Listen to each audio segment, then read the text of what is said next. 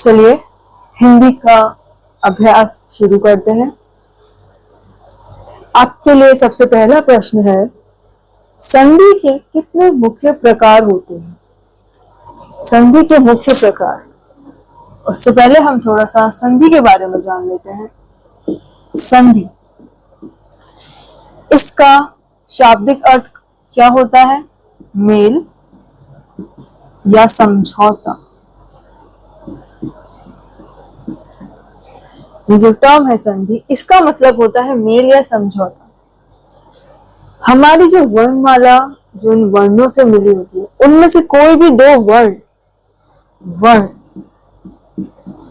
जब मिलते हैं या उनमें जब मेल होता है, उसके बाद जो उत्पन्न विकार होता है, जो चेंज आता है, वो संधि कहलाता है। थोड़ा सा एक छोटा सा एग्जाम्पल देते हैं। आप सब जानते होंगे, ये है अ, जिसे हम अपनी आम भाषा में छोटा अ बोलते हैं, लेकिन ये वास्तव में होता है लघु अ। जब दो लघु अ मिलते हैं तो क्या बनता है? दीर्घ अ, जिसे हम आम भाषा में क्या बोलते हैं? बड़ा अ। बड़ा अ, इसे कहते हैं दीर्घ अ।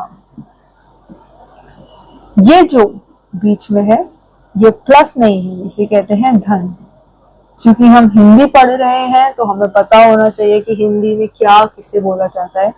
इसे हिंदी में धन बोलते हैं, प्लस नहीं बोलते। तो आप समझे, जब ये वर्ण और ये वर्ण मिले तो क्या बना? दीर्घ अ। और यही संधि कहलाता है। जब दो वर्ण मिलते हैं तो एक नया वर्ण, एक नया स्वर निकल के आता है, एक नया वर्ण निकल के आता है, वही है ये। ठीक है, आगे बढ़ते हैं। तो हमारे इस पहले सवाल का, पहले प्रश्न का जवाब क्या होगा? तीन। संधि के तीन मुख्य प्रकार होते हैं। कौन कौन से? स्वर, व्यंजन और विसर्ग। समझे? क्वेश्चंस करते करते हम इनके बारे में थोड़ा थोड़ा जानते रहेंगे, इतना कि आपके एग्जाम में आपको बहुत मदद मिलेगी और आपको बहुत ही आसानी से समझ आ जाएगा। तो आपके लिए दूसरा प्रश्न है, विद्यालय में, शब्द ध्यान दीजिएगा, विद्यालय शब्द में कौन सी संधि है? इसमें हमसे पूछा है कि विद्यालय शब्द में कौन सी संधि है। अब हमें पता कैसे चलता है कि शब्द, कोई भी शब्द है, उसमें कौन सी संधि लगी है? ये हमें पता चलता है उसका संधि विच्छेद करके। विच्छेद, विच्छेद मतलब उसको तोड़ के। अब हमें इस शब्द को तोड़ना पड़ेगा। तो जो हमारा ये विद्यालय शब्द है, ये किस किस से बना है? विद्या, धन, आलय। अब गौर करना, विद्या का जो ये शब्द है विद्या, इसका अंतिम में स्वर, अंत का स्वर क्या आ रहा है? आ, दीर्घ आ। और आलय का पहला स्वर क्या निकल रहा है? दीर्घ आ। देख पा रहे होंगे आप। तो ये दो वर्ण जब मिले तो बना विद्यालय, आ ही बना था। दीर्घ और दीर्घ मिलके बने दीर्घ आ।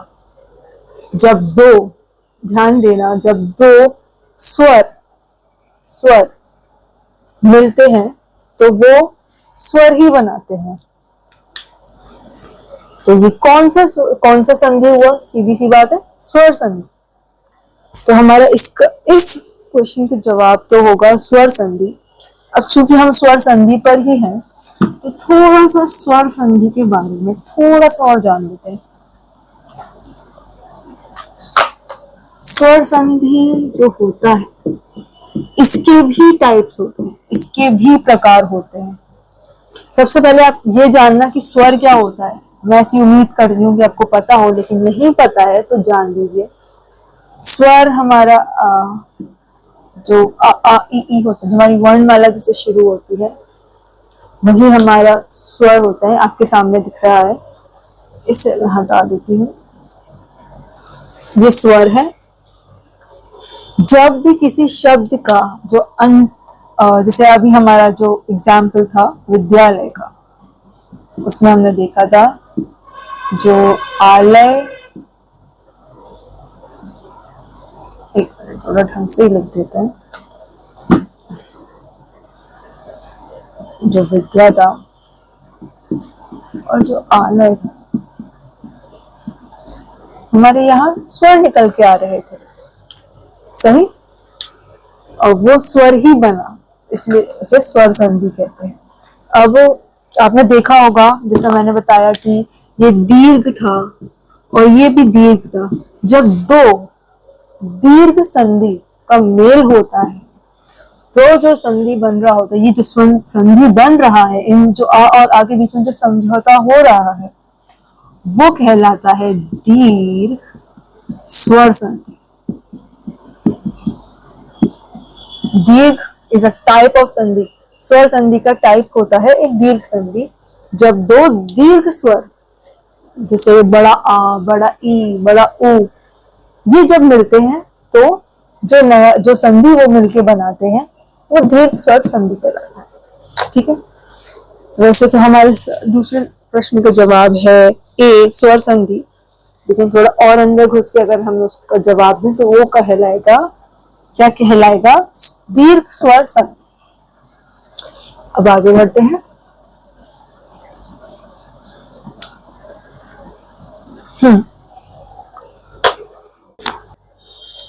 हमारा तीसरा प्रश्न है जगन्नाथ का संधि विच्छेद। जगन्नाथ, इसका विच्छेद करेंगे, इसे तोड़ेंगे। जगत धन नाथ। ध्यान दीजिएगा, ये आप देख रहे हैं ये चिन्ह, इसे कहते हैं हलंत। ये तब लगता है, एक जनरल सी बात है, हम जानते होंगे जो व्यंजन है वो स्वर की मदद से बोला जाता है। जैसे जब भी हम कोई व्यंजन बोलते हैं, जैसे हम का बोलते हैं, चलो यहाँ ता का ही ले लेते हैं क्योंकि हमारा क्वेश्चन ही ता का है। ता, ये जो ता है ना, इसमें दो वर्ण है, ता और अ। स्वर की मदद से ही इन्हें बोला जाता है। जैसे ही आप इसे हटा दोगे, अगर आपने इसमें से अ हटा दिया तो आपके पास क्या बचता है, त। अ का स्वर नहीं निकलता उसके बाद, ये आधा हो जाता है, तो ये आपका व्यंजन है और नाक भी आपका व्यंजन है।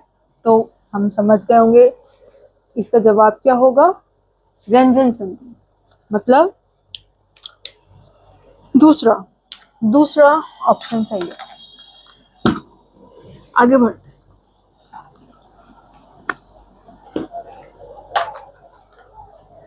नमस्कार शब्द का संधि, अच्छा, नमस्कार शब्द हमें बताना है, इसमें कौन सा संधि विच्छेद करेंगे,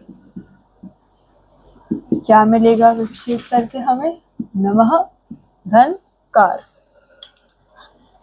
गौर करना फिर से, ये देख रहे हैं आप, ये है विसर्ग।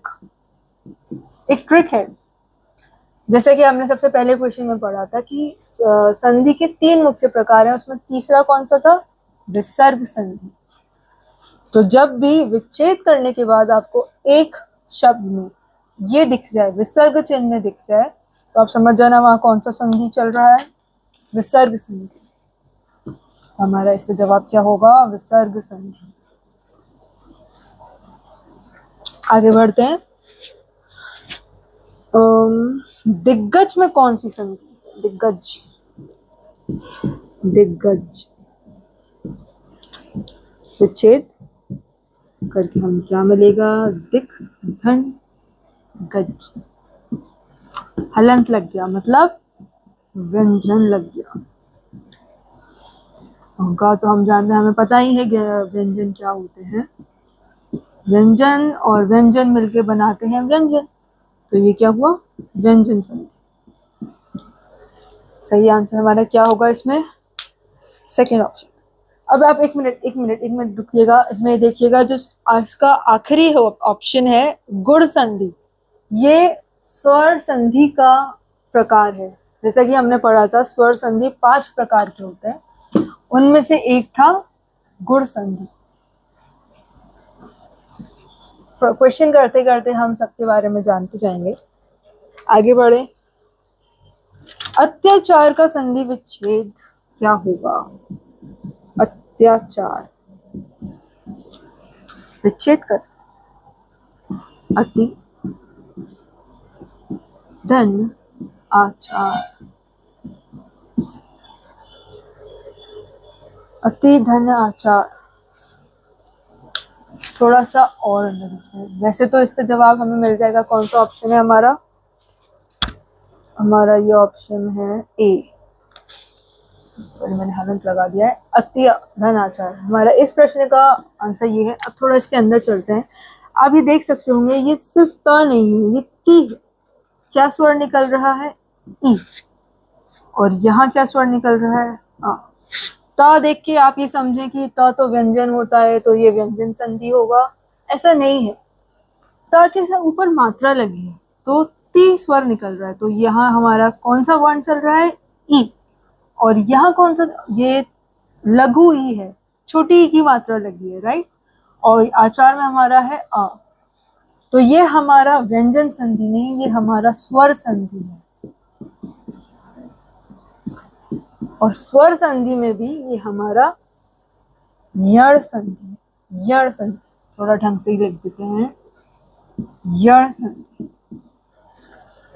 यण संधि की बात ये है कि जब भी ई, लघु ई या दीर्घ ई के साथ लघु आ या दीर्घ आ आता है तो वो मिलके या बनाते हैं।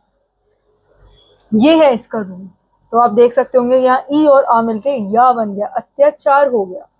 इसलिए यहाँ यण स्वर संधि लग रहा है। या से आप याद रखना, या से यण। ठीक है, आगे बढ़ते। इत्यादि भी हमारा यण स्वर संधि का ही एग्जाम्पल होता है। चलिए